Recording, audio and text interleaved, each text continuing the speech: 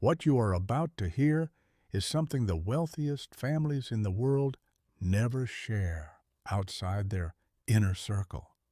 It's not a Swiss bank secret. It's not an exotic investment strategy. It's not a financial hack. It is a silent ritual practiced every single April inside homes that look perfectly ordinary on the outside, but guard an inexplicable abundance on the inside. A single coin, a handful of coarse salt, a whispered intention, and a covenant with a force most people don't even know exists. Why April? Why salt? Why a coin instead of a bill? Every single detail carries a meaning that dates back thousands of years. Our story begins in 1997 in a grit and brick neighborhood of Brooklyn, New York. A man on the verge of losing everything learned this ritual from the most unexpected person imaginable. What happened next defies rational explanation, but it happened. And by the time you finish listening to this, you will finally understand why those who know never talk. His name was Ariel Monsanto. He was 39 years old. He wasn't born into wealth. He was a Dominican immigrant from Santiago, the son of a mechanic and a seamstress. He had arrived in New York at age 19 with nothing but a canvas suitcase and $200 his mother had scraped together by selling empanadas for 6 months straight. 20 years later, Ariel owned a small textile and fabric shop in Borough Park, Brooklyn. Now, Borough Park isn't just any neighborhood. It is one of the largest Orthodox Jewish communities in the United States. The streets are a living history book, men in black hats and long coats, women in modest dress, synagogues on every block, and storefront signs written side by side in Hebrew and English. Ariel was the only Dominican business owner in the area. Far from being a disadvantage, it was his secret weapon. He sold fabrics the others didn't carry, vibrant textures and unique colors that his customers, mostly local women sewing clothes for their large families, couldn't find anywhere else. He built that business from absolute zero. He started with a single push cart on the sidewalk, selling fabric scraps he bought from liquidation warehouses in Manhattan's garment district. Then a tiny storefront, then a larger one. He eventually hired an assistant, Yolanda, an immigrant from Puebla, who had learned basic Yiddish just from listening to the daily clientele. Ariel was a machine. Up at 5 a.m., doors open at 7 a.m., closed at 8 p.m., 6 days a week. On Sundays, he organized inventory. He didn't know how to rest. His father had taught him a brutal rule. Rest is for the dead. The living keep moving. But in the fall of 1996, the gears started to grind. At first, it was subtle. Sales dipped slightly. Ariel blamed the season. Autumn is always slow, he told himself. But when December arrived, usually his golden month, the numbers kept crashing. The shop grew quiet. Some regulars told him they found cheaper synthetic fabrics at a new discount outlet over in Flatbush. Others didn't say a word. They just stopped showing up. Ariel slashed prices. Nothing. He ran massive sales. Nothing. He put up a bright new window display. Still nothing. Every night he counted the cash register with a tight, suffocating knot in his stomach. The revenue was dropping faster than a New York thermometer in January. Mercilessly, without pause. By March 1997, Ariel was 3 months behind on rent. His landlord, A sharp Eastern European gentleman named Mr. Goldstein gave him a hard ultimatum. Ariel, I respect you, but this is business. If you don't clear the balance by April, I need the keys. Ariel walked out of that meeting with a clenched jaw and freezing hands. He drifted aimlessly through the cold streets of Borough Park. He passed the synagogues, the kosher bakeries, filling the air with the scent of fresh-baked challah, and the young children with their kippas rushing toward the yeshiva. For the first time in 20 years, a profound question struck him. How do they do it? How did this community, which arrived in America with absolutely nothing, often after losing everything to history, build such unshakable wealth? It wasn't just cash. It was a deep structural stability, a quiet certainty in how they moved through the world. It was as if they possessed a cosmic blueprint everyone else was blind to. Ariel wasn't deeply religious. He went to church on Christmas and he kept a dusty Bible on his nightstand that his mother gave him before he left the Dominican Republic. He treated it like a protective amulet, a sign that someone was praying for him. His real faith was practical, hard work, sweat, and sacrifice. But now, the sweat wasn't enough. Desperate, he applied for a bank loan, denied. His credit history wasn't strong enough. He called his brother back home, no luck. Everyone had their own fires to put out. To survive, he had to cut costs. He fired Yolanda. It felt like severing his own finger. He paid her what he owed, plus a tiny bonus. Yolanda wept. Ariel did too. Once she left, the silence in the shop became deafening. Just him, the rolls of silk and wool, the industrial hum of the fluorescent ceiling lights, and an eerie stillness that felt like a funeral. He began closing early. What was the point of burning electricity for an empty room? His savings were evaporating. The cash envelope in his safe grew thinner by the week. Ariel felt like a man rowing a boat with a massive hole in the bottom. No matter how hard he rowed, the water kept rising. Before I reveal exactly what happened next, I want to address something. I know the vast majority of people watch these videos without subscribing. I get it. But if you've already hit that subscribe button and dropped a like on this video, I want to thank you personally. These narratives take days of deep research, cross-referencing, and precise writing. Every insight is crafted to give you real, transformative value. Your support is the engine that keeps this channel alive. If you haven't subscribed yet, only do so if you feel this content is genuinely worth your time. Now, let's go back to that quiet fabric shop in Brooklyn. On a bleak evening in early April, as Ariel was pulling down the metal security gate, a soft knock tapped against the glass door. It was an elderly Orthodox woman dressed in a sharp navy coat and flat shoes. Ariel recognized her instantly. It was Mrs. Rivka, a loyal customer who had bought high-end linen from him for years to make holiday tablecloths. She always paid in crisp cash, always carried herself with grace, and always tipped Yolanda despite being told it wasn't necessary. Ariel unlocked the door. "Mrs. Rivka, I was just locking up."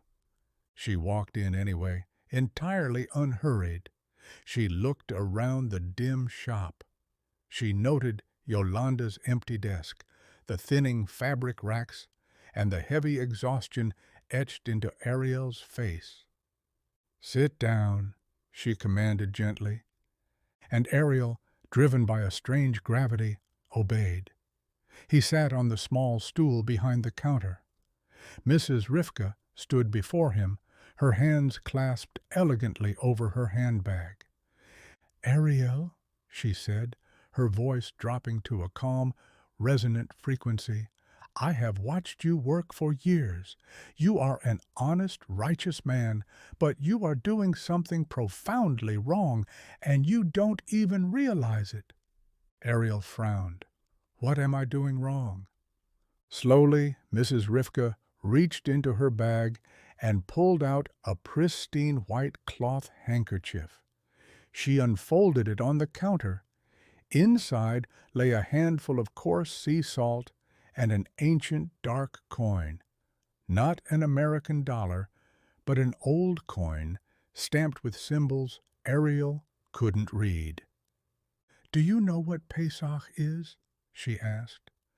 Ariel knew the basics. Passover, the Exodus from Egypt.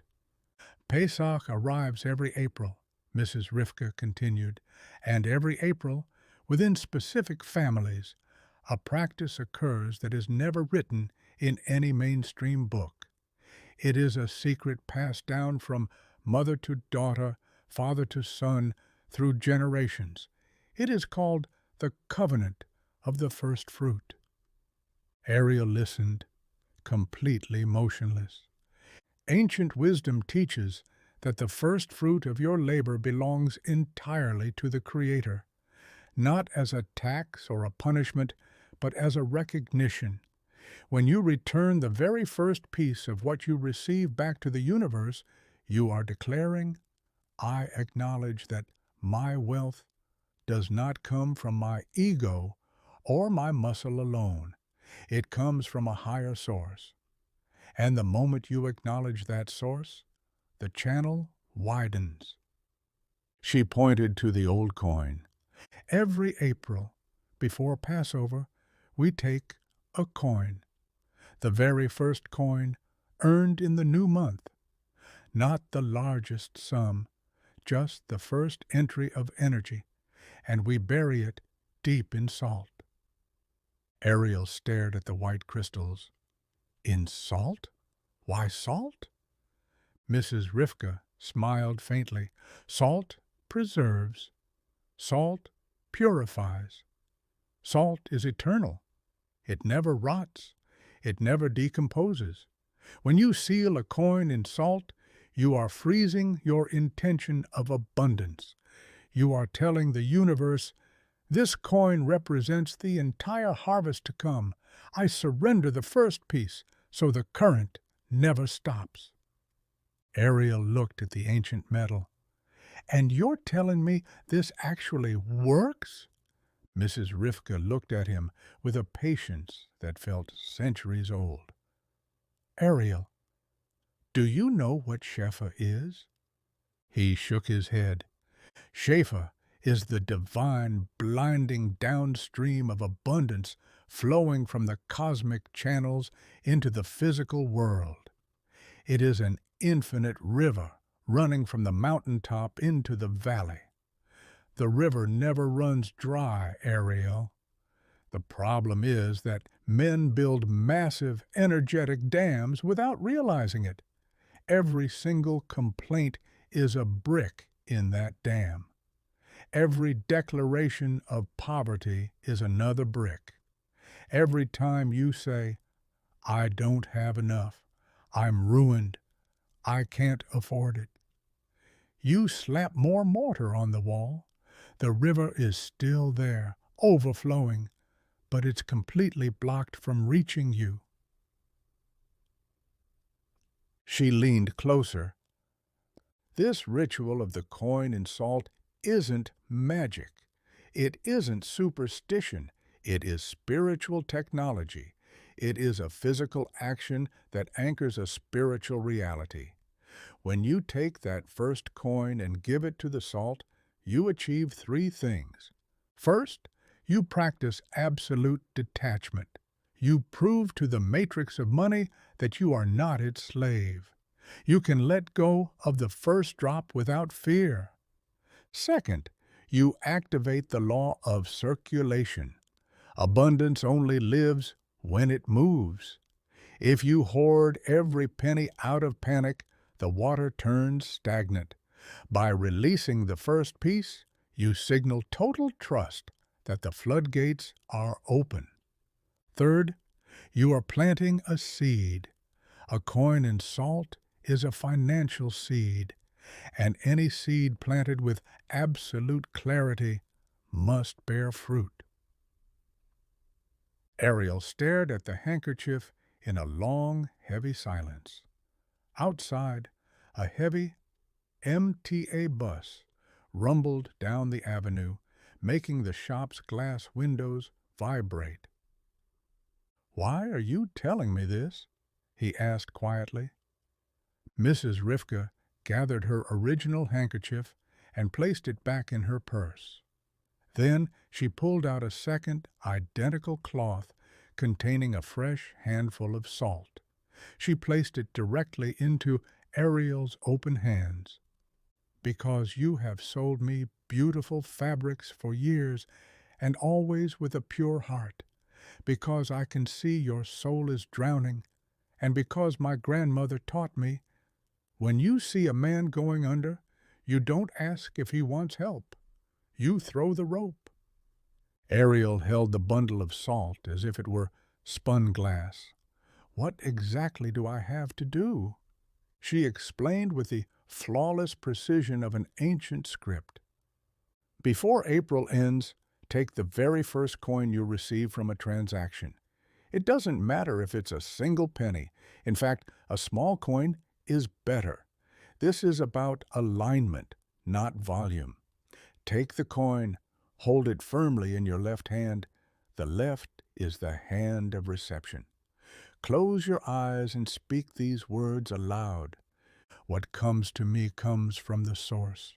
I return the first fruit so the rest may flow. This is my covenant. This is my alignment. I open the channel and I trust the Shefa." Then bury the coin in the center of the salt. Wrap it up, hide it in a place where no human hand will touch it, and leave it there until next April. Every year, you repeat the cycle with a fresh coin. "And what happens to the old coin?" Ariel asked. "You take the old coin to a place of moving water, a river, the ocean, an open stream, and you drop it in. You release it back into the world's current, because real wealth is never what you accumulate. True wealth is what you allow to pass through you." Ariel nodded slowly. He didn't fully comprehend the metaphysics, but he felt a distinct physical warmth radiating through his palms from the cloth. "Why, April?" he whispered. Mrs. Rivka walked toward the exit and paused. "Because in the ancient calendar, Nisan, which falls across March and April, is the month of the beginning, the month of liberation, the exact cosmic window where our people broke free from slavery. When you align with this window, you aren't just opening a bank channel, you are declaring your sovereign freedom. You are telling the universe, I am no longer a slave to survival." She opened the door, the cold New York air rushing in. "One last thing, Ariel. This technology fails completely if you don't guard your mouth. You cannot perform the ritual and then spend your day declaring you are broke. The ancient masters called it Koach HaDibur, the creative architecture of speech. Every word you utter is a binding decree. The ritual opens the door, but your tongue decides if it stays open or slams shut."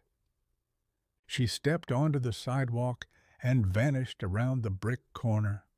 That night, Ariel sat in the back room of his shop. The security gate was down. The only sounds were the low hum of his small lunch refrigerator and the rhythmic ticking of the wall clock. He looked at the salt.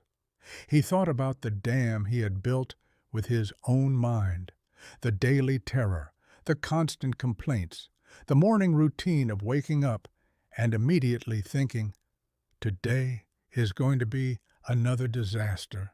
He realized a painful truth that hit him like a physical blow to the chest. He wasn't a victim of the New York market. He wasn't a victim of the Flatbush competitor. He was a victim of his own broadcast.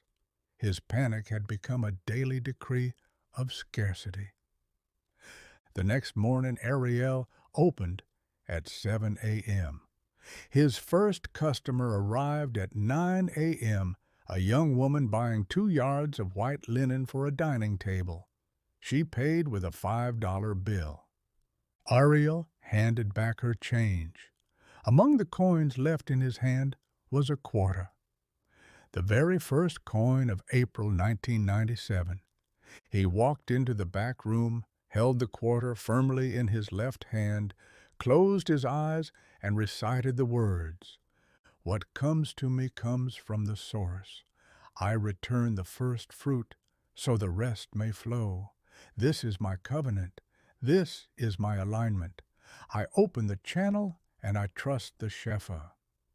He opened the cloth, buried the quarter deep into the salt crystals, tied the corners tight, and locked it in the deepest corner of his heavy iron safe.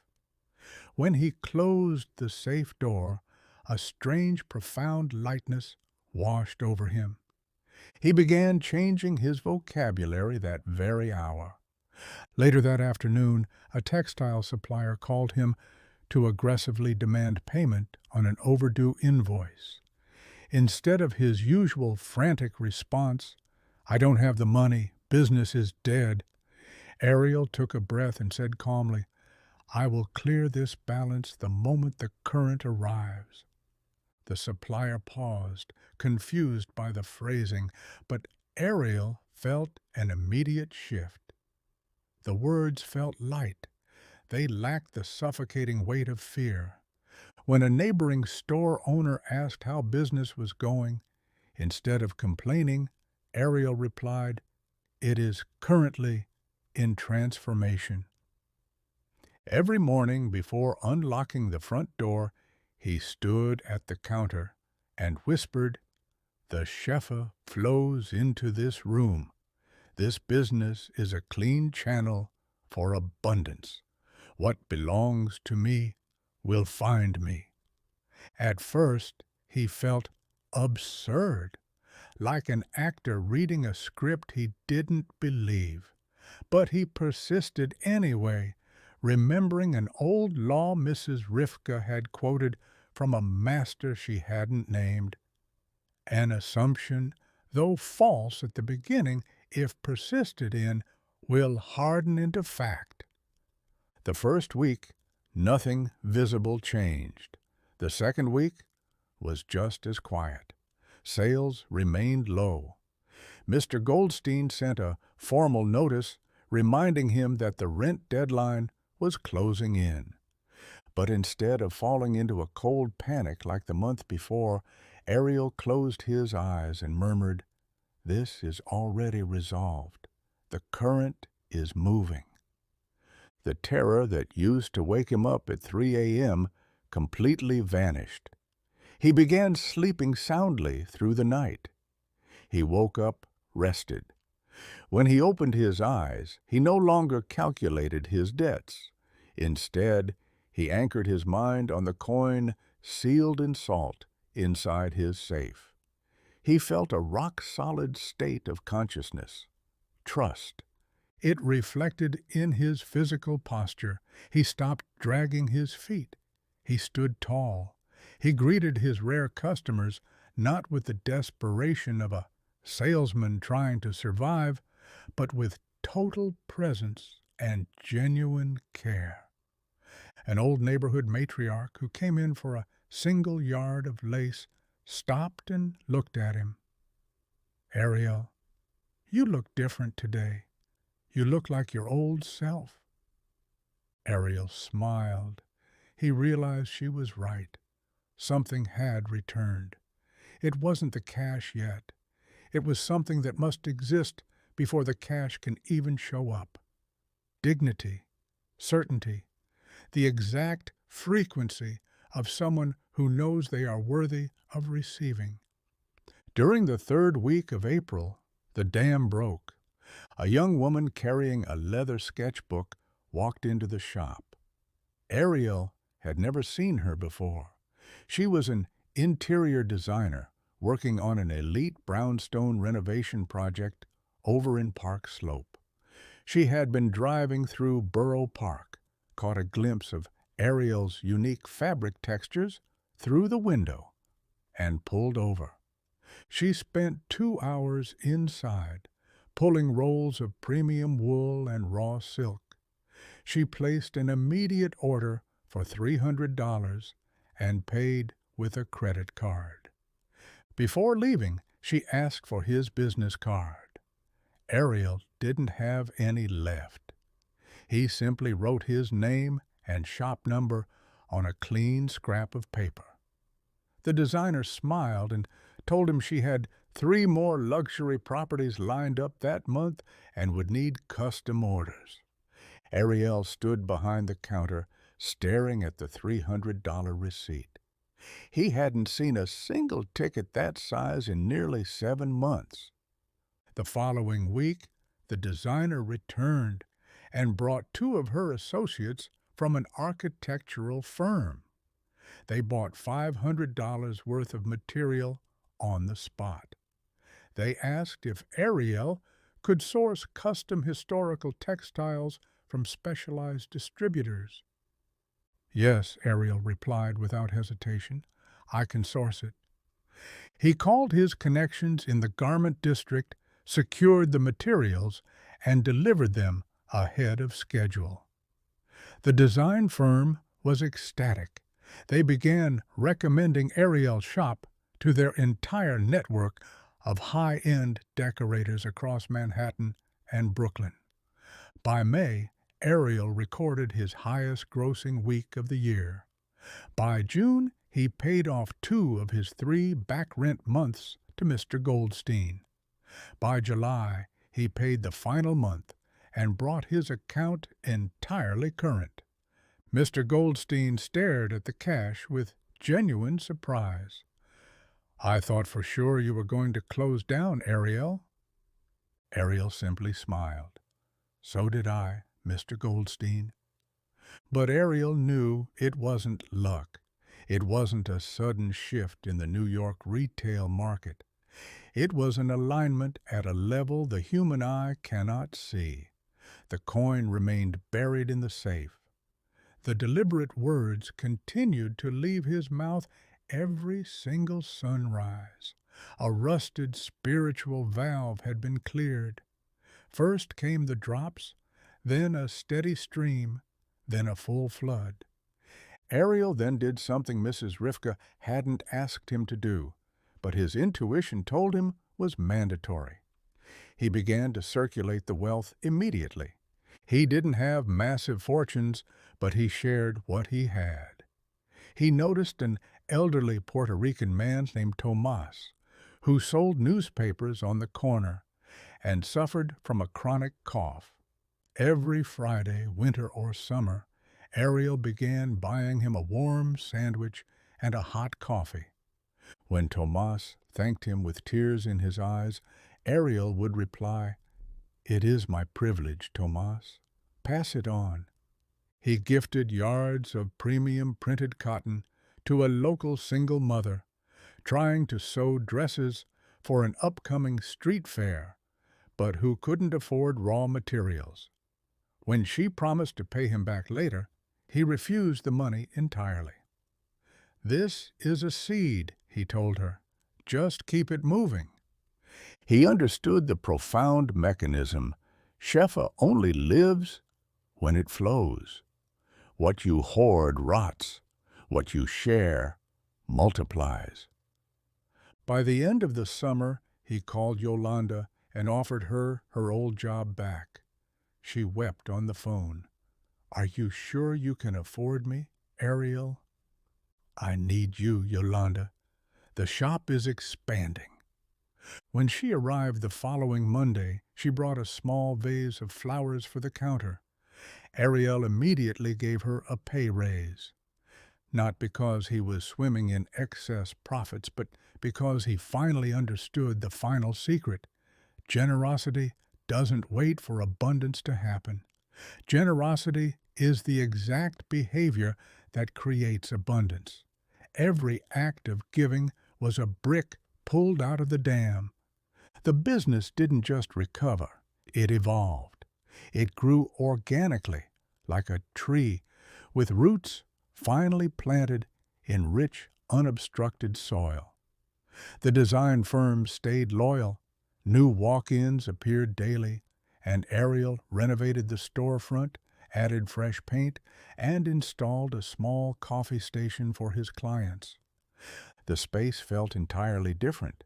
It held an undeniable magnetic energy. A customer remarked one afternoon, "Ariel, I don't know what it is, but I just feel incredibly at peace inside your shop." Ariel just smiled. He knew exactly where that peace was anchored. In April 1998, exactly 1 year after his first ritual, Ariel walked to his safe, opened the hidden cloth, and pulled out the quarter.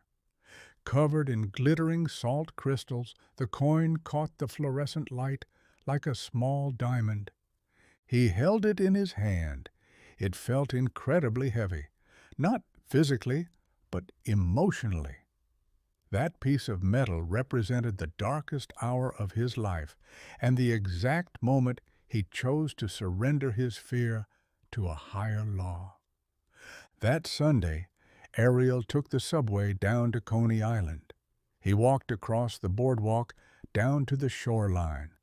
The April wind was freezing and heavy with Atlantic brine. The gray waves crashed hard against the sand. He walked right up to the water's edge. He held the 1997 quarter in his left hand one final time, looked out at the infinite horizon, and hurled it deep into the ocean. He watched it vanish into the white foam, return to the global current, returned to the vast origin, returned to the river that never stops moving. Then he reached into his pocket, pulled out a fresh handkerchief with clean salt, took a brand new dime he had earned that very week, placed it in the center, and spoke the ancient decree into the wind. "What comes to me comes from the source. I return the first fruit so the rest may flow. This is my covenant. This is my alignment. I open the channel and I trust the Shefa." Your turn to open the channel. This story has nothing to do with coins, salt, or ancient mysticism. It has everything to do with what happens to your reality when you stop operating under the delusion that everything depends on your ego, your stress, and your frantic hustle. The ancient masters understood this with perfect clarity. Abundance is already descending infinitely from the source of creation. It enters the material world as opportunities, unexpected checks, sudden phone calls, and open doors. But it can only land if your vessel is prepared. And preparing your vessel doesn't mean working 18-hour days until your health collapses. It means deleting fear from your frequency, changing the architecture of your speech, and returning the first fruit as an absolute act of radical faith. You must recognize that you are not the source of your life. You are merely the channel. And a channel that constricts out of panic cannot receive anything, even if the river right above it is overflowing. Koach HaDibur, the creative power of your tongue, is the primary tool you possess to keep that valve open. The first phrases that leave your lips every morning dictate the literal geometry of your day. If you wake up sighing, another miserable day of work. You have just signed a spiritual contract for misery. If you wake up declaring, "The current is moving toward me, and I am wide open to receive it," you have signed a contract for expansion. It is not pop psychology. It is an unshakable spiritual law. It is the exact law that has kept an entire community thriving across thousands of years of adversity. They don't win because they are uniquely privileged. They win because they respect the laws of the river. Tonight, I want you to execute this technology. Find a coin, any coin, the smaller, the better. Hold it firmly in your left hand. Close your eyes. Feel the weight of your entire life and say with absolute conviction, "What comes to me comes from a source that never runs dry. I return the first fruit so the rest may flow. I open my channel. I trust the Shefa." Place that coin inside a handful of coarse salt. Wrap it safely in a cloth or a clean piece of paper. Hide it in a secure location where no other person will disturb it, and leave it there. Do not open it. Do not double-check it. Do not allow a single shadow of doubt to enter your mind. Simply trust the alignment. And over the next few weeks, guard your tongue like a hawk. The very moment you catch yourself about to speak a phrase that limits your life, stop. Breathe. Change the sentence, because the coin and the salt will unlock the door. But your daily words dictate whether that door stays open. Ariel Monsanto never became a billionaire tycoon, but he built something far rarer, a highly profitable business that sustained his family without consuming his soul. A life with room to breathe and a relationship with money rooted in total confidence instead of paralyzing terror. Wealth is never something you chase down with exhaustion. Wealth is something you allow. It isn't accumulated. It is circulated. It isn't forced. It is received. And the key to unlocking that infinite current doesn't cost a fortune. It costs a single coin, a handful of salt, and the absolute courage to believe that what belongs to you is already on its way.